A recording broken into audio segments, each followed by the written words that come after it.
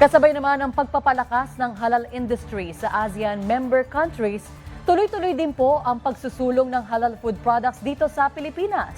Tulad na lang ng bagong bukas na pizza resto sa Quezon City. Si Eliza Insigne nagbabalik at nakatutok.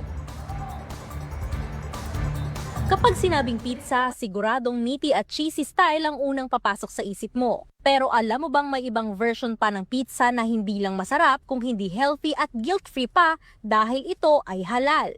Sa isang barangay sa Tandang Sora, Quezon City, matatagpuan ang isang pizza place na nag-o-offer ng halal pizza. Ang lugar kasi nila, isang Muslim community. 8 taon ang pinapatakbo ni Mon ang kanyang negosyo.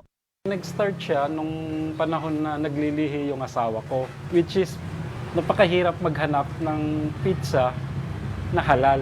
So at that time, naisip ko, ba't di ko try ang gumawa? Nag-search ako, may nakita ako nag-offer ng pizza seminars, paano gumawa from dough to mga toppings. So nag-enroll ako. Thanks to Allah naman, medyo pumatok ng konti at that time.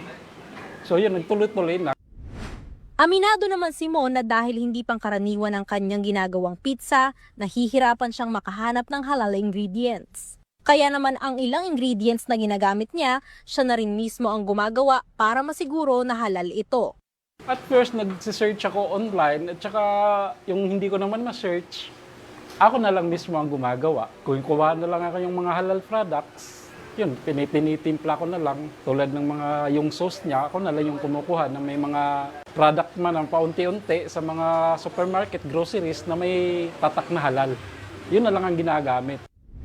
Ang iba namang ingredients ay mula pa sa Malaysia, isa rin sa mga Muslim countries sa Southeast Asia. Dito, nakasisiguro si Mon na halal ang mga produkto at safe na kainin ng mga kapatid niyang Muslim. Ang halal pizza ni Mon ay isa lamang sa mga tinatangkilik na produkto na nagpapalago sa ekonomiya ng Southeast Asian regions. Isa ring patunay ng produktibo at maayos na relasyon ng Pilipinas sa Malaysia. Sa pakikipagkalakalan sa bansang Malaysia na may Muslim communities ay malaking tulong din sa ekonomiya ng Pilipinas. Sa pamamagitan ng importation at exportation ng mga produkto, lumalago ang ekonomiya ng mga bansang kasama sa ASEAN. Katulad na lang ng iba pang produktong halal gaya ng gamot, cosmetics, skincare products at maging sa fashion.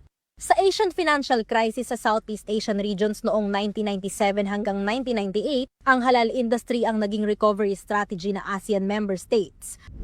Kaya naman noong 2016, nilagdaan ni dating Agriculture Secretary Emmanuel F. Piñol ang Special Order No. 956 Series of 2016 o ang Amendment of Creation of the Halal Food Industry Development Program Executive Committee, Technical Working Group at Secretariat and Halal Program Management Office. Noong 2025, sa pagbisita ni Pangulong Marcos Jr. sa Malaysia, binigyang diin nito ang pagbubuklod ng mga bansa sa ASEAN. Kaya naman katulad ng kooperasyon sa bansang Malaysia, ang pagsisikap ni Mon para sa kanyang halal pizza. Ang naging inspirasyon ng mga bansang kasapi sa ASEAN para lalo pang pagbutihan ang kanilang mga hakbang, mas lalo pang lumago ang kanilang bawat ekonomiya at mapanatili ang kanilang relasyon at pagkakaisa. Eliza Insigne, IBC News.